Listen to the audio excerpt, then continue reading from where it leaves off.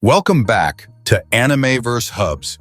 If you love Donghua breakdowns that get straight to the action and hype, do me a huge favor and hit that subscribe button right now. Your support means the world. Now going back to the story. What if the greatest teacher in the empire, the man responsible for shaping the next generation of leaders, was secretly the most feared warlord of enemy territory? What if his every lesson was a prelude to a war only he knew was coming? The second prince thought he was a genius. He saw himself as a master puppeteer, pulling the strings of his family's destiny. His arrogance was a fortress, impenetrable and vast. His perfect plan? Separate his sister, the brilliant Ling Yuxiu, from the commoner Qin Mu. He would achieve this by convincing the venerable Ba Shan Jijiu to take her on the prestigious training expedition. It was a simple, elegant solution to a peasant problem. But as the group gathered at the Imperial College gates, a palpable tension filled the air. Something wasn't right. Ba Shan Jijiu, normally impatient and gruff, kept glancing toward the mountain path, a strange look of anticipation in his eyes.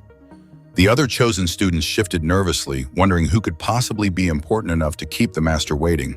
And then, a figure appeared on the mountain path, walking with an unhurried confidence that drew every eye. It was Qin Mu. Not flustered, not late, but arriving at the exact moment he was meant to. "Everyone's here! Let's depart!"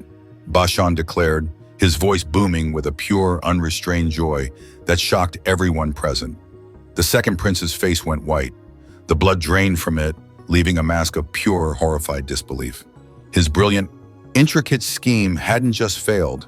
It had backfired in the most spectacular way imaginable. He hadn't separated the lovers.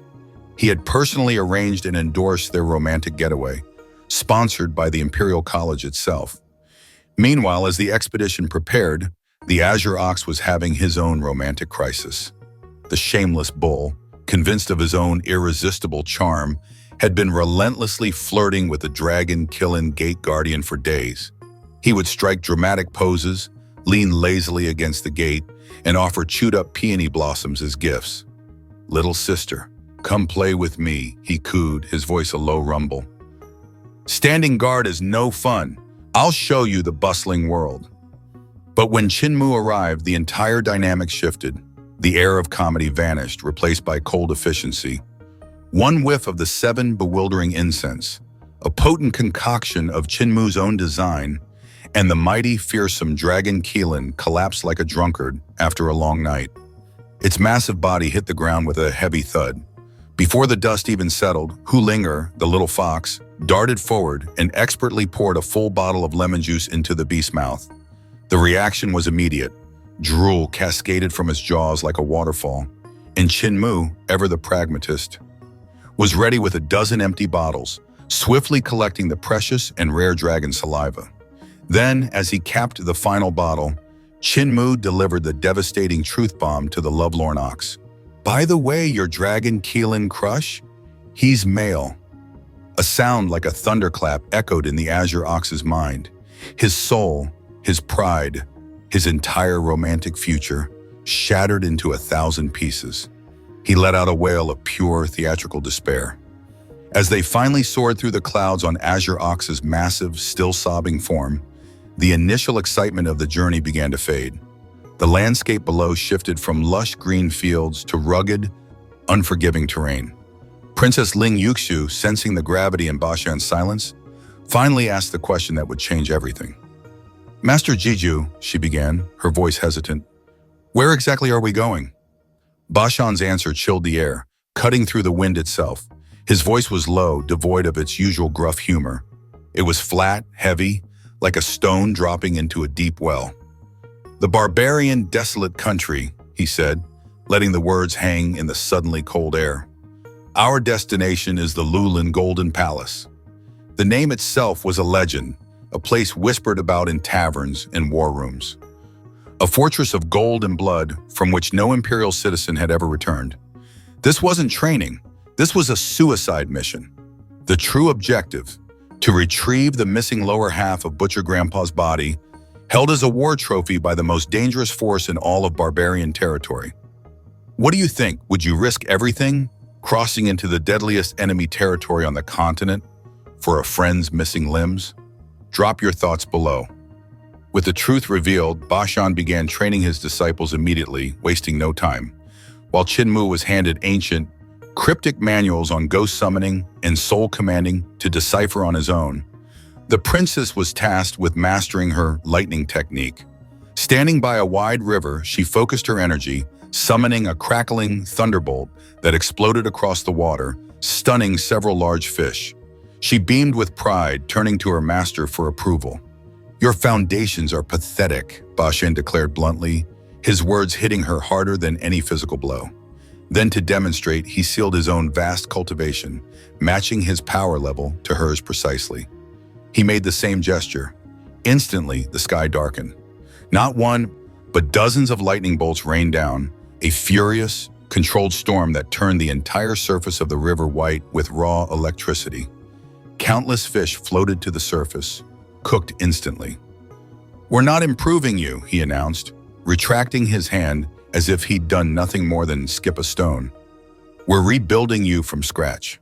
The princess gulped. The true gap between herself and a real master laid bare before her. Their journey eventually brought them to Qingmen Pass, the last bastion of the empire. Azure Ox, having recovered slightly from his heartbreak, smugly predicted doom. "You'll be executed for sure, cast away from the great ruins. They don't take kindly to your kind here." But when the guards on the wall saw Qin Mu's face, everything went sideways. A soldier was seen shouting and running, armor clanking as an alarm was raised. But it wasn't an alarm of invasion, it was one of recognition. General Ba Shan Jijiu, a grizzled, white-haired veteran of 100 battles, burst out from the gates with hundreds of his elite soldiers. And to the utter shock of everyone, the legendary general dropped to one knee. His entire army followed suit, a wave of kneeling steel and leather. "Divine Physician Qin, you saved our lives," the general roared, his voice thick with emotion. The pure yang insect refining pills Qin Mu had so freely distributed on his last visit had been a miracle, breaking the insidious barbarian curses and poisons that had been plaguing the entire garrison for years.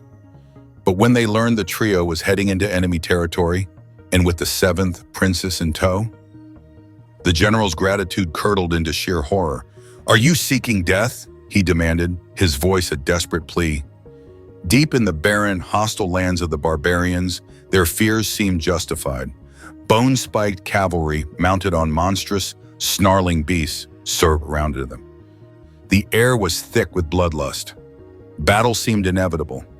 Then Ba Shan, with an unnerving calm, stood up on Azure Ox's back and slowly, deliberately, opened his fur cloak.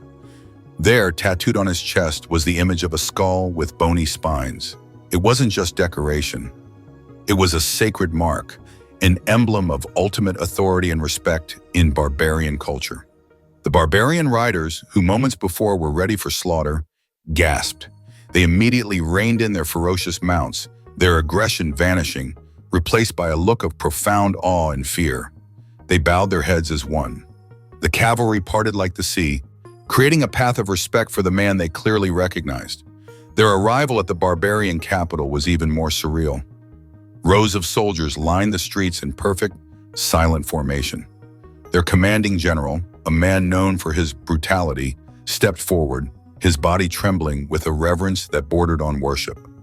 "Perilous Khagan of the steppe," he stammered, bowing low. "It has been far too long." Qin Mu and Ling Yuxiu's jaws hit the ground.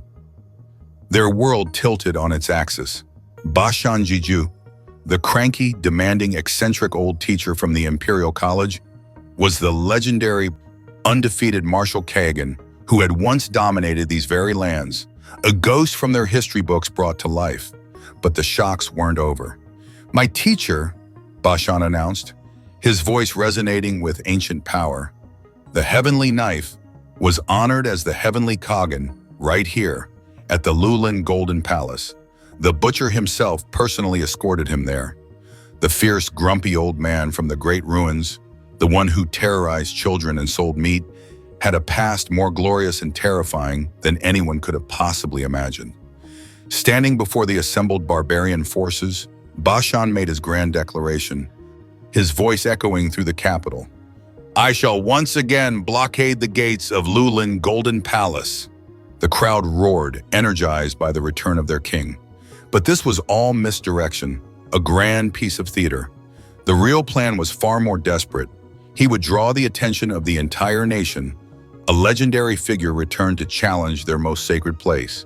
And in the ensuing chaos, it would be up to Qin Mu and the princess to create a disturbance, a diversion big enough for him to infiltrate the fortress and rescue Butcher's missing half. 3 people against the most powerful, most heavily guarded fortress in the Barbarian Desolate Country.